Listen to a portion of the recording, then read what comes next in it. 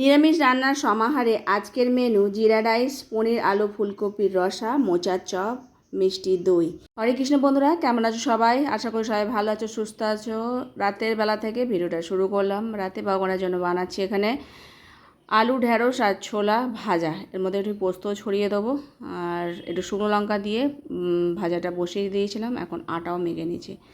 এটা গম ভাঙানো আটা, তো আমাদের রেশনে আটা পাওয়া যায়, তো সেই জন্যই ওটাই ভাঙিয়ে আর আমরা সেটাই রান্না করি। প্যাকেটজাত আটাটা আমরা অতটা খাই না, কেননা ওটা অনেক কিছু মেশানো থাকে আর ওই আটাটা একটু সাদা হয়। আর এই আটার রুটি একটু লালচে কালারে হয়, যেহেতু এটা গম ভাঙানো।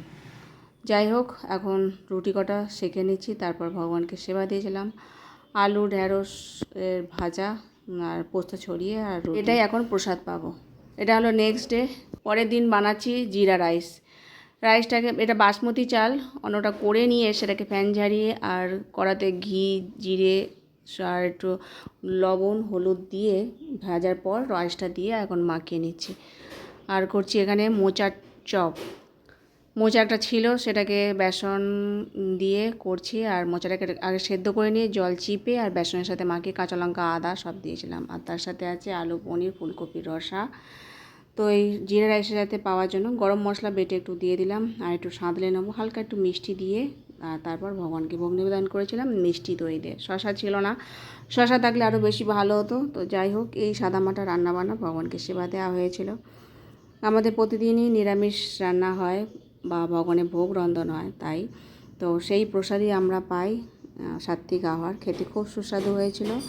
সকাল বিকাল সবসময় আমরা ভগবানকে সেবা দিয়েই প্রসাদ পাই। খাওয়া দাওয়ার পর এবার রাধারানীর রান্নাঘরটা এখন পরিষ্কার করে নেব। তো রাধারানীর রান্নাঘরে সমস্ত স্পেশাল আইটেম ভগবানের জন্য রন্ধন হয়। আর রাধারানী কৃপা না হলে সেগুলোর সুস্বাদু হয় না। তো রাধারানীর কৃপা অনেক, তাই খুব সুস্বাদু প্রসাদ আমরা পাই।